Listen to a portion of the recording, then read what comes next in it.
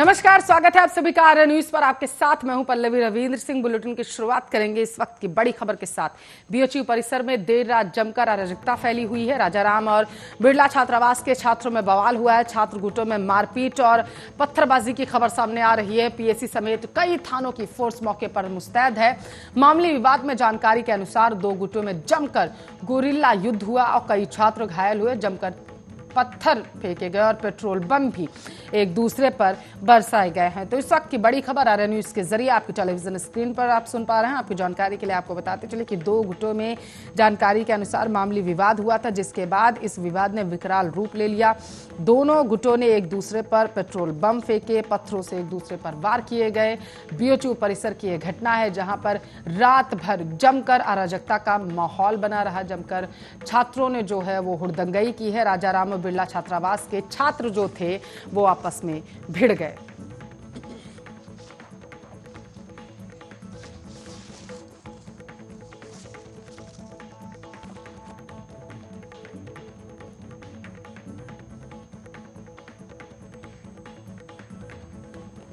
तो प्रधानमंत्री मोदी 28 अगस्त को यानी कि कल जलियांवाला बाग स्मारक के पुनर्निर्मित यानी रिनोवेटेड परिसर को राष्ट्र को समर्पित करेंगे। इस मौके पर प्रधानमंत्री स्मारक में संग्रहालय दीर्घाओं का भी उद्घाटन करेंगे और पीएम मोदी 28 अगस्त को लगभग शाम को 6:25 पर वीडियो कॉन्फ्रेंसिंग के माध्यम से जलियांवाला बाग को राष्ट्र को समर्पित करेंगे। इस आयोजन के दौरान परिसर को बेहतरीन तरीके से बनाने के लिए सरकार द्वारा की गई कोशिशों को भी दर्शाया जाएगा।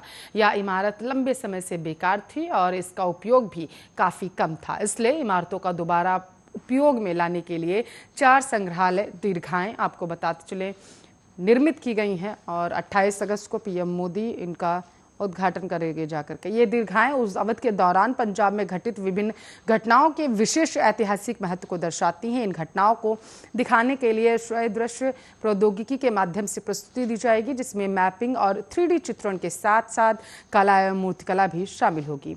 13 अप्रैल 1919 को घटित विभिन्न घटनाओं को दर्शाने के लिए एक साउंड एंड लाइट शो की व्यवस्था भी वहां पर की गई है।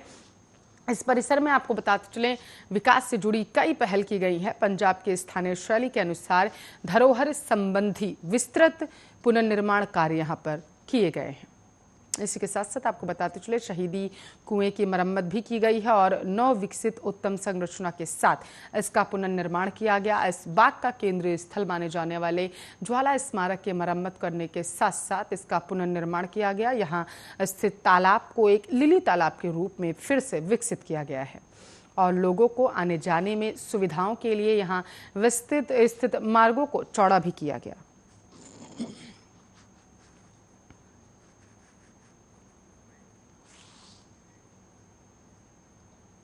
केरल से जुड़ी खबर आपको बताएंगे। आपको बताते चले केरल में कोरोना का कहर कम नहीं हो रहा है। आज लगातार दूसरे दिन संक्रमण के नए मामलों की संख्या 30,000 से अधिक हो गई है। गुरुवार को कोविड के लगभग 30,007 नए मामले सामने आने के साथ ही कोरोना संक्रमितों की कुल संख्या बढ़कर प्रदेश में 39,01,03 हो गई है, जबकि 162 मरीजों की मौत के बाद मृतकों की संख्या 20,134 पर हो गई है। इससे पहले केरल में बुधवार को रिकॉर्ड 31,144 नए मामले सामने आए थे, जो देश में सामने आए कुल मामलों का 46,000 के आसपास है। आपको बताते चले 20 मई के बाद से यह सबसे अधिक संख्या है। केंद्र सरकार के मुताबिक पिछले एक सप्ताह के दौरान देश में सामने आए कोविड के कुल मामलों के 58.4% मामले केरल से आए हैं। केरल में इस साल 12 मई को सबसे ज्यादा 43,529 मामले सामने आए थे। दुनिया में इस वक्त सबसे ज्यादा कोरोना मामले अमेरिका में दर्ज किए जा रहे हैं। इसके बाद भारत में सबसे ज्यादा कोरोना के केसेस सामने आ रहे हैं, जिसका कारण है सिर्फ ब्राजील, केरल, ब्रिटेन, ईरान में भी केरल के बराबर ही मामले आ रहे हैं। भारत के 2 राज्य केरल और महाराष्ट्र में सबसे ज्यादा कोरोना संक्रमण फैला हुआ है, लेकिन सबसे ज्यादा पॉजिटिविटी रेट केरल में है। भारत में पॉजिटिविटी रेट करीब 1.8% है, वहीं केरल में 19%।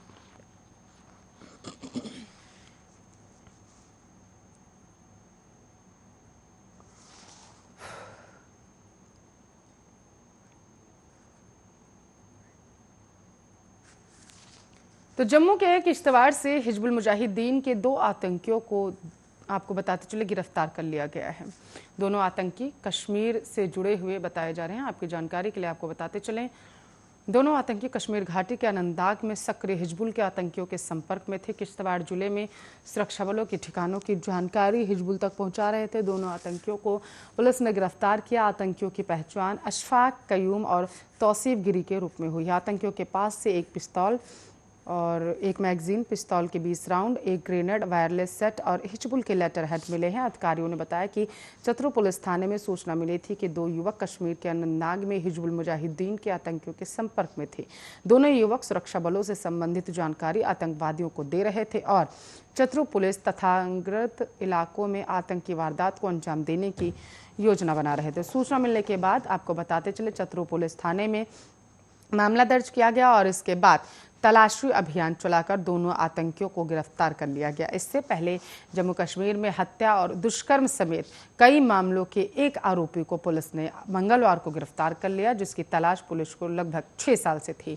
मोहम्मद मुश्ताक उर्फ गोंगी मरालियन मीरान साहिब का निवासी है और खौर पुलिस थाने की एक टीम ने जम्मू के बाहरी इलाके में उसे गिरफ्तार किया। मुश्ताक कुख्यात अपराधी है। जम्मू, सांबा, कठुआ और उधमपुर जिले में अलग अलग पुलिस थानों में उसके खिलाफ लगभग 9 मुकदमे दर्ज हैं।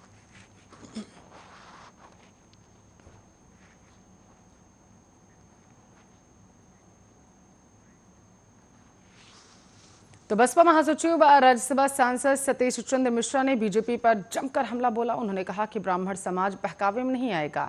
रामलला के नाम पर वोट के साथ नोट भी लिया गया है। यूपी में हर जिले का हाल बेहाल है। राम मंदिर के नाम पर अयोध्या में कुछ नहीं हुआ। बीजेपी मंदिर के नाम पर 1993 से पैसा इकट्ठा कर रही, लेकिन वो पैसा गया कहाँ?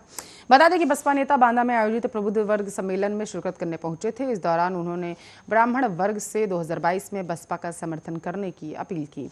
बसपा नेता सतीश मिश्रा ने प्रबुद्ध सम्मेलन के चौथे चरण की शुरुआत चित्रकूट से की थी, जिसके बाद वे बांदा पहुंचे। उन्होंने ब्राह्मणों को साधने के लिए बीजेपी और सपा पर जमकर कटाक्ष किए। मिश्रा ने कहा कि बसपा की सरकार के समय पूरे वृंदावन को अपनी सरकार में विकसित किया गया। सिविल लाइन में लेकर अस्पताल, बस अड्डा बनवाने से लेकर समग्र विकास किया गया। हमारी सरकार ने तब गोवर्धन मेले का आयोजन कराया, जिसके बाद वहां कोई विकास नहीं हुआ। यही हाल काशी विश्वनाथ का है, जहां बीजेपी ने कुछ विकास नहीं कराया। मंदिर परिसर में तोड़ फोड़ कर शिवलिंग खंडित कर दिए गए। सरकार ने 2 करोड़ नौकरियां देने की जगह नौकरियां खत्म करने का काम किया। बीजेपी सरकार सिर्फ उद्योगपतियों को फायदा पहुंचाने का काम कर रही। सतीश चंद्र मिश्रा ने कहा है कि सुप्रीम कोर्ट के आदेश के बाद अपने लोगों को चंदा लेने भेज दिया गया। अयोध्या में कोई पूजन नहीं हुआ, न नींव न भूमि, केवल छलावा किया गया। उन्होंने कहा कि यह सरकार ब्राह्मणों का सबसे अधिक अहित करने में लगी हुई है। विकास दुबे को फर्जी एनकाउंटर में मार दिया गया, ना कोई मुकदमा, कोई पेशी, सीधे गोली। 16 साल की नाबालिग लड़की खुशी दुबे को भी उठा ले गए। जेल में रखने के बाद रिमांड में भेज दिया गया। बेल नहीं होने दी, फर्जी सर्टिफिकेट लगाकर बेल खारिज कर दी गई।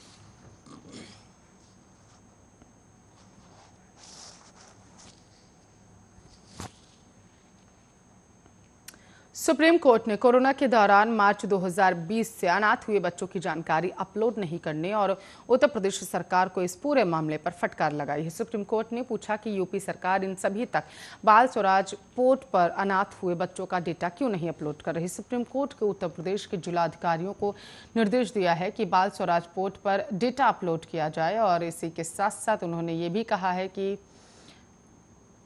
सुप्रीम कोर्ट ने उत्तर प्रदेश के जिला अधिकारियों को 2 हफ्ते के भीतर एनसीपीसीआर के पोर्टल पर जानकारी अपलोड करने को कहा है। सुप्रीम कोर्ट ने कहा है कि अभी भी उत्तर प्रदेश में ऐसे बच्चों की पहचान की जा रही है। सुप्रीम कोर्ट ने सीडब्ल्यूसी को 2 हफ्ते में जांच पूरी करने का निर्देश दिया। सुप्रीम कोर्ट ने उत्तर प्रदेश सरकार से मामले में स्टेटस रिपोर्ट दाखिल करने की बात कही। साथ ही उत्तर प्रदेश सरकार को बताने को कहा है कि राज्य सरकार द्वारा घोषित योजनाओं के लाभों की विस्तार के क्या कदम उठाए गए। मामलों की सुनवाई के दौरान उत्तर प्रदेश सरकार की तरफ से आपको बताते चले एएजी गरिमा प्रसाद ने कोर्ट को बताया कि कोरोना के दौरान अपने माता पिता को खोने वाले बच्चों को यूपी मुख्यमंत्री योजना के तहत 2500 रुपये हर महीने दिए जाएंगे। इस योजना को लागू किया गया और बच्चों को इस योजना के तहत भुगतान राशि दी जा रही है। उत्तर प्रदेश सरकार ने सुप्रीम कोर्ट को बताया कि राज्य सरकार ने प्राइवेट स्कूलों को निर्देश जारी किया है, फीस का भुगतान न कर पाने वाले छात्रों को स्कूल से निकाला ना जाए। सुप्रीम कोर्ट ने निर्देश दिया कि अनाथ हुए सभी बच्चों की सुरक्षा को लेकर सभी पर्याप्त कदम उठाए जाएं। सुप्रीम कोर्ट ने निर्देश दिया कि कोविड के दौरान अनाथ होने वाले बच्चों के मामले सभी राज्य सरकारों को निजी स्कूलों में पढ़ने वाले ऐसे बच्चों को शिक्षा का मौजूदा शैक्षणिक वर्ष में उसी स्कूल में जारी रखने की व्यवस्था करनी चाहिए या सुनिश्चित किया जाए कि ऐसे किसी बच्चे की पढ़ाई न छूटे।